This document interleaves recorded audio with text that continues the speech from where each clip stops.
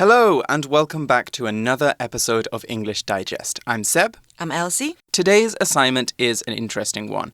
It's the kind of topic that we might talk about occasionally with our local and foreign friends, but not one that we go into too much detail on.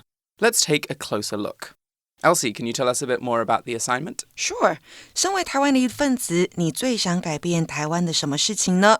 请写一篇至少120个单词的英文作文，谈谈台湾最让你无法忍受或造成你困扰的面向或事物，例如人、事物、文化、制度等等都可以。第一段呢，描述一个面向或事物，并说明它为什么让你无法忍受。第二段要说明你认为政府可以做哪些改变，或是你如何从自身做起，让台湾变得更美好。So, Elsie, what is one thing that troubles you or worries you about Taiwan?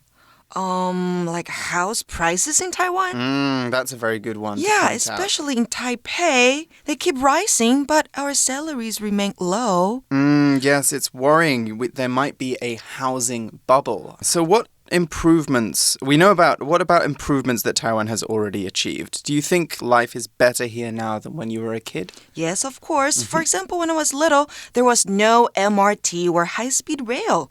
Can you imagine? It must have been so hard to get around. Yeah, now it's really easy and convenient to get around in Taiwan. Yes, of course it is. You can get across the island in, 2 hours to Kaohsiung from 2 Taipei? hours, yes. Very, very quick. Okay, so this is a pretty useful exercise to tackle this month. Looking at the prompt, it seems that we're going to be writing an essay for our passage. An essay, to recap, is a piece of writing that analyzes a subject from a particular point of view. Essays are normally detailed and include personal opinions or reflections. You'll definitely be writing a lot of them in college because essays are very common in the academic world. Now, I want to make a quick distinction between essays and another kind of writing that you'll see a lot and you'll have to do for your English exams too. Essays are different from reports. Now, reporting is a style of writing where you write facts, what people have said, what data shows, statistics, just general stuff. You don't add your own opinions though. In essays, normally you have to expand upon what you found out, maybe give opinions, or maybe evaluate other people's opinions and say, this is a good opinion or a bad opinion. So that's a key difference between essays and reports. Essay 跟 report 不一样的地方是在 report 报告当中，我们只能放上客观的事实。不过在 essay 当中我们要加入自己主观的意见。那我们今天要写的是叙述论说文。什么是叙述论说文呢？指的是一篇文章当中涵盖叙述跟论说两种文体，也出现在近期的学测作文当中哦。例如呢，105年的，你认为家里生活环境的维持应该是谁的责任？还有108年的，身为台湾的一份子，台湾最让你感到骄傲的是什么？第一个部分叙述某个现象、经验或事件，第二个部分再针对主题加以论说，并做出结论。而此两部分的顺序也可以对调。So how is an essay different to, say, a movie or book review or an opinion article in the news? Both of these styles include the writer's opinion after all. For one, essays are normally more formally written pieces of writing than something you see in a newspaper or on a blog. They offer opinions, but these are informed opinions you have reached because you have done lots of research. And that's why essays include lots of sources as well. If you're going to do informed opinions, then you need lots of sources, 资讯来源. So, though you won't have to do one for this assignment, you won't have to include sources for your English exams. After all, it's only 120 words long. When you get into college, you'll need to include a lot of sources that explain your opinions. Structure is another important part of essays, right, Elsie? 没错，架构非常重要的。论说文要写什么，然后要怎么写呢？当然，英文作文的基本架构都是一样的，分为引言 introduction、文章主体 body， 还有结论 conclusion。那这一篇叙述论说文也是这样子来发展。Right, that's our old hamburger structure again. You guys remember the hamburger structure, right?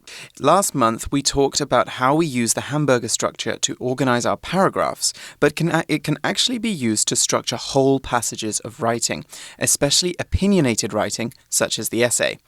As with paragraph structure, a good essay should have at least 3 elements. We need an introduction, that's a general truth or point that will guide our reader into the article. It should also lay out a thesis statement or the main subject we are going to address in our essay. Second comes the body, which is the meat of our burger. This is the part where you make the points that support your thesis statement. Just like a good burger has more than one filling ingredient, a good essay makes several points to support its argument.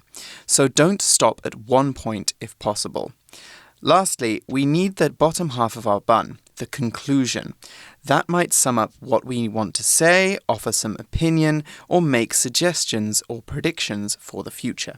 没错 ，Introduction 呢是文章的引言，说明书写此篇文章的动机。那全文的主旨句，也就是 thesis statement， 它会在第一段点出来。那在描述经验、合并论说的文章当中呢 ，Introduction 有以下几种方法来做开头。第一个，直接开始叙述这个现象、经验或事件。第二个，说明一般人对这样子的主题的看法。那以下呢2篇范文都在开头直接点出期望改善的问题，让读者能够直接了解问题的所在。Yes, when we're writing introductions, it's often good to start with, a very broad sentence that everyone can relate to. So let's say you're writing an essay about cell phone addiction. Your introducing sentence could be something like, nowadays, cell phones play bigger roles in our lives. That's a very easy sentence to understand, and everybody will, have a good idea of what you're talking about. From there, you can go into more detail and tell them more about your thesis statement and make your argument. Now, while we're still talking about the introduction, I think that now is a great time for us to think about some phrases that we can give our readers to use in their essays. You can write your introduction in several ways. One strategy that works for this assignment is to begin by identifying a problem with Taiwan, something you do not like. Some good phrases for this include, a challenging problem Taiwan faces is... One primary problem with Taiwan is. Primary there means, one of a big problem or a main problem that Taiwan faces. Another one is, this seems to be a common problem in Taiwan that... Or lastly, an issue I've noticed about Taiwan is that. So all of these are just bringing up something that we don't like about Taiwan or something we think that Taiwan should change. 这些都是很棒的开头哦，所以呢，同学们可以把它们记下来。下次如果碰到台湾的主题，你就可以放上去；如果碰到不同的主题，你可以把台湾改掉，然后放上它指定的地方。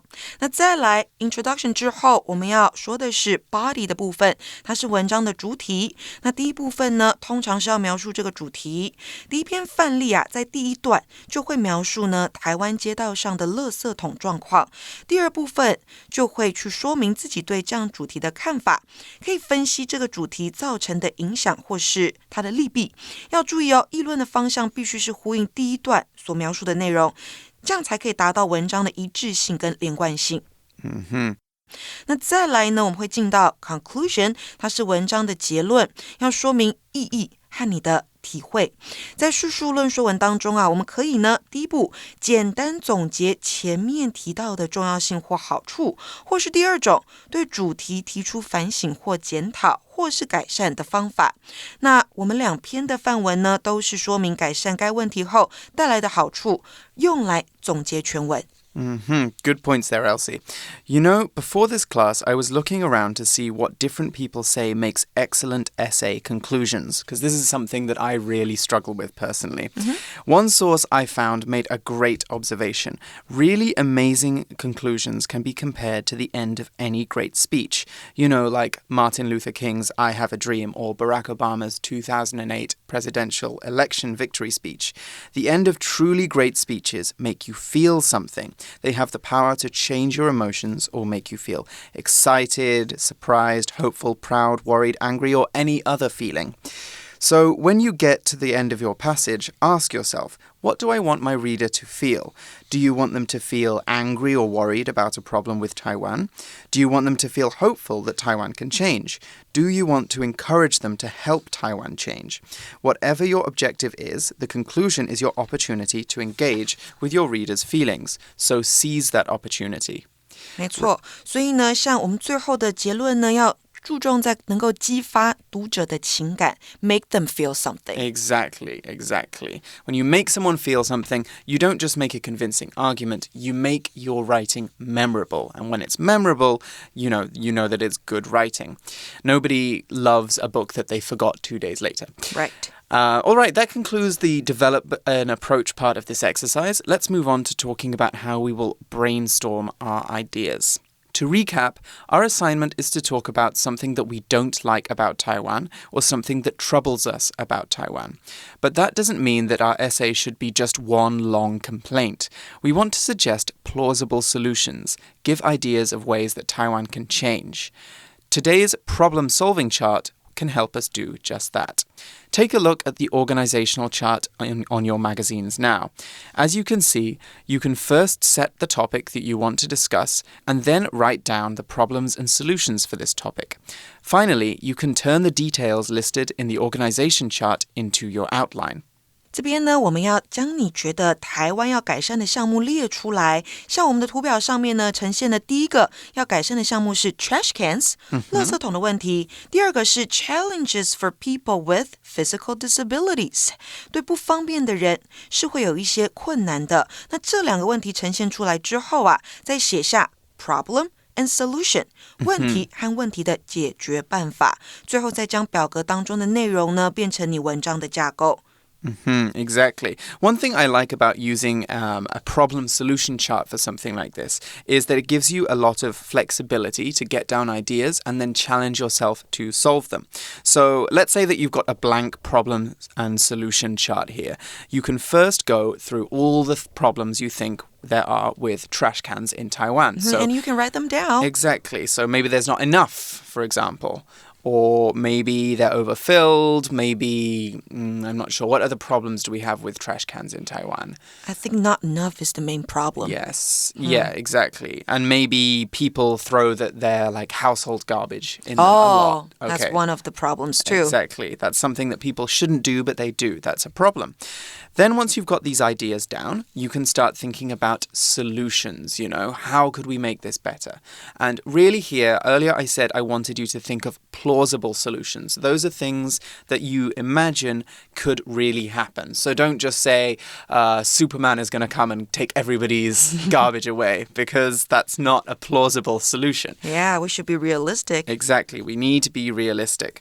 So you guys can quickly have a look now, maybe pause here and see if you can add any problems or any solutions to your chart. After that, rejoin us and we'll be talking about the outline of our essay. Right, can you guys guess what's coming up next? By now, we've got all our ideas laid out on the paper. We have problems, we have details, we have solutions, we have almost everything. We're just missing one thing. Paragraph structure. Okay. So we also need to think about how to organize our essay well if we want to be persuasive. A well laid out and easy to read passage is much more convincing than just randomly writing out your ideas in whatever order comes to mind. Let's take a closer look at our outline guide. So first we have our introduction. Taiwan is recognized as having one of the world's best recycling systems. So recycling, remember, is 回收. So, okay, it looks like the outline guide is beginning by making a broad introductory statement, like the example we gave with cell phones earlier. What I mean by this is the sentence, Taiwan is recognized as having one of the world's best recycling systems, is easy and everyone can understand it. What's more, it includes a statement of importance. Do you know about statements of importance, Elsie? 这代表的是强调事实的重要性吗？It works as a hook in the introduction? It does, yes. It's sometimes journalists also call this the hook. That's because, when you think of fishing, the little thing that a fish bites on that helps you pull it out of the water is a hook. It catches the person's attention.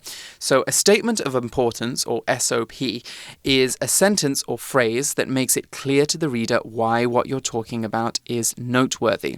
SOPs are often phrases like the world's biggest, the world's best, the first ever. They get used frequently in news articles because journalists want to make you interested in what they've written. I will say one thing though. When you start having to write longer, more serious essays, you should always include a source when you use a statement like the world's best recycling system, or you should expand on that and tell them what you mean. If you don't, the reader might not believe your article. They might think you're exaggerating, and your writing won't look as strong. For your English exams in Taiwan, however, I don't think you need to worry about this because we're testing your ability to write in English, not your ability to make an argument. 没错，那我们在说的是呢，这个 SOP 或者是 hook 的重要性，在 introduction 在引言当中开头当中，就要把它提出来吸引读者的注意。那这边呢，我们提供的 topic sentence 1主题句第一句是 I'm quite proud of this fact, but I feel we can do better.我对这个事实是很骄傲的，可是我觉得我们可以做得更好。然后再提出来 A.There's never a trash can around when you need it or it's full. B. I have to carry garbage around with me. 所以他先说了，我虽然很骄傲，但是我觉得可以改进。再提出问题 A and B are the problems. Great. So the first paragraph clearly lays out the problems that people face. The second one, meanwhile, talks about the solutions. So now you can see where our brainstorming structure is coming into this. Topic sentence 2 is the solution is simple. There should be more trash cans on the streets. It would save people from carrying garbage around. That's our first follow-up sentence. The next one is, it would relieve the problem of existing cans being overfilled. And lastly, governments might have to hire more sanitation workers. One thing I really like about this paragraph is that last sentence. Governments might have to hire more sanitation workers. This is a good example of the pros and cons strategy I talked about earlier. The example outline is acknowledging some points or some problems that might arise with trying to implement their solution. Pointing out other points of view or acknowledging counterpoints to your argument doesn't make your writing weaker, quite the opposite. It makes it much stronger because it shows you have really considered everything in researching and writing your essay. You know what? That sentence isn't my favorite bit. This is my favorite bit. Our Which concluding sentence.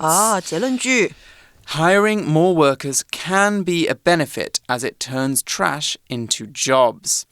The concluding sentence shows that the writer has even thought of a counterpoint to their counterpoint. They've thought of everything. They've solved everything. So this is a really convincing piece of writing. 没错，他提出问题之后，提出了解决办法，最后还说 Hiring more workers can be a benefit. 你如果雇佣更多的清洁的员工，那会是个好处，因为可以把这些垃圾变成工作。Exactly. All right, let's take a quick break here and then we will read through our basic and advanced samples.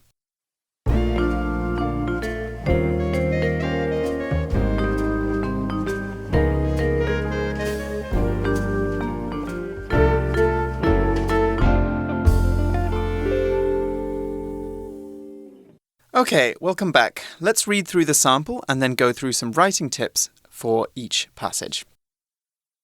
Basic sample. Taiwan is widely recognized as having one of the world's best garbage and recycling systems. I'm quite proud of this fact, but there are some ways I feel we can do better. For example, there's never a trash can around in public when you need it, or when you see one. It's full. I have to carry around a small plastic bag in my pocket for holding my used tissues or snack wrappers. To be honest, that's pretty disgusting. Fortunately, I think the solution is simple. City governments should put more trash and recycling cans on the streets. It would save people like me from carrying garbage around. It would also relieve the current problem of existing cans being overfilled. governments might have to hire more sanitation workers to monitor and empty the additional trash and recycling cans, which will cost money.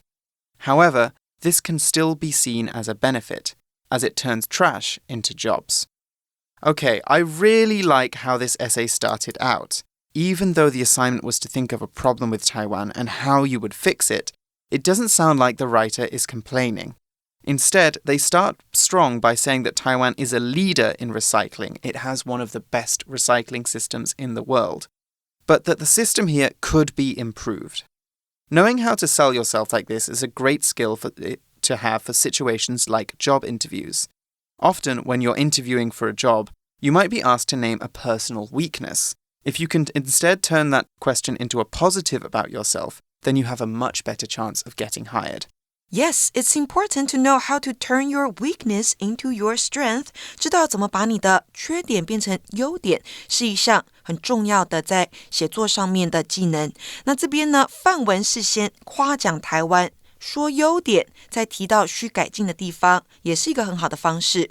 那再来呢，我们还看到I'm quite proud of this fact, but 好，这之前有提到，这是第一小段的结论。他先说我很骄傲，但是有可以改进的地方。然后最后他也说了 To be honest, that's pretty disgusting. To be honest 代表的是老实说。那他讲了这个片语之后呢，可以继续抓着读者的注意力。然后第二段呢，再用 fortunately 幸运的是来带出解决办法。Fortunately is a great one that you can use not just for essay writing, but for basically any kind of formal writing, emails, any kind of communication. Okay, so there were a couple of phrases that I also really liked. Save someone from something is a really good one.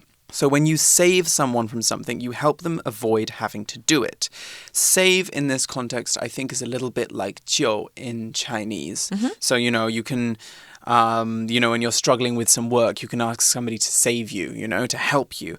In this case, it also has a positive meaning, as in basically getting somebody to do something so that you won't be troubled with doing that thing. So, for example, when Susie swept the floor, she saved me from spending so much time cleaning up. Because Susie swept the floor, I didn't have so much work to do, so I was saved some time.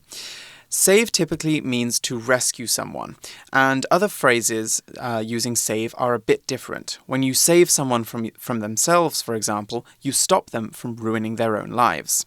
To save somebody from something 或者是 to save somebody from doing something 代表的是将某人远离某事。那再来呢，我们在这个 basic sample 里面还看到了一个用法是动词 relieve the current problem 代表的是减轻现在的问题。There's also this other word, sanitation, which I think we should take a look at. Sanitation is a professional word for cleaning, but it's normally the kind of cleaning that is either done on the street or in other big public works.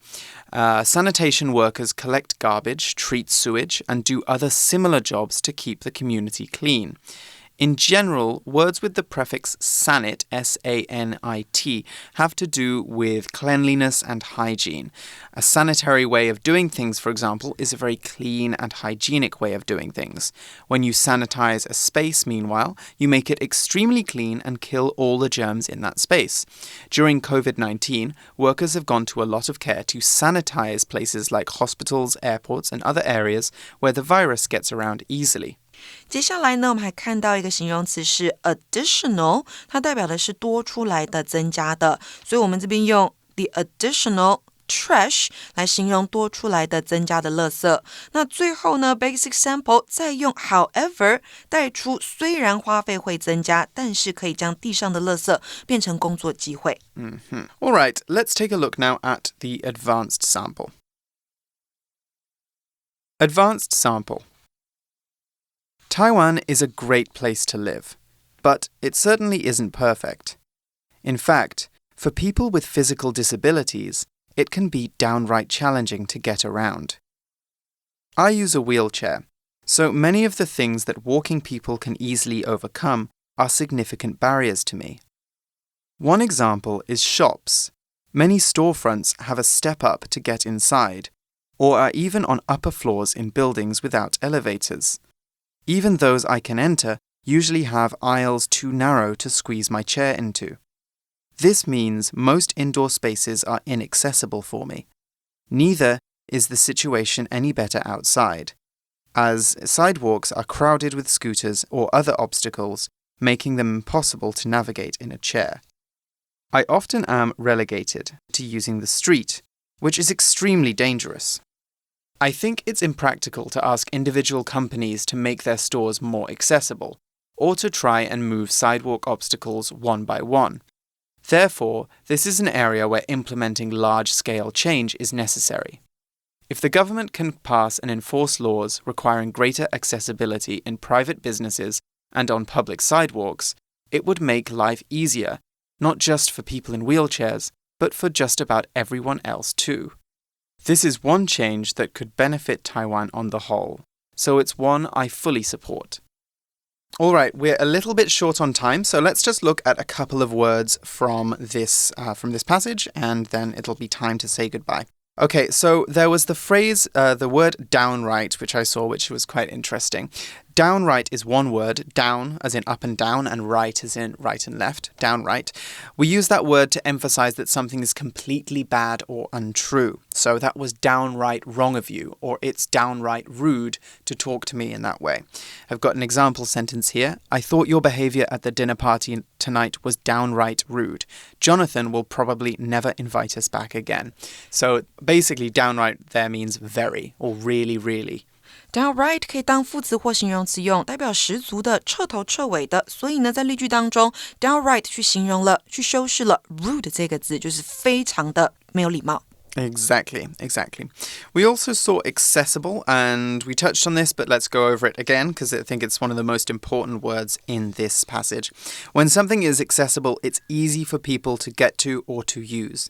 You'll sometimes see businesses advertise themselves as wheelchair accessible. That means it's easy for people in wheelchairs to get inside and move around the businesses. Meanwhile, if that business's information is accessible on Google Maps, it means that you can find out all about that business on that platform. Lastly, we can also use accessible to mean that something is easy or comfortable to use. For example, I found the class in this language school to be very accessible, so I made quick progress. Accessible 这个形容词呢，代表的是可简单取得的、可轻松使用的。What about its opposite word? Oh, inaccessible. That's a very good one to point out. You know, we normally put un in front of adjectives. So here, we say inaccessible. in 放在字首就可以了。Exactly. So if something is inaccessible to wheelchair users, then it might have a lot of steps. It might be very narrow, difficult, or impossible for people in wheelchairs to use.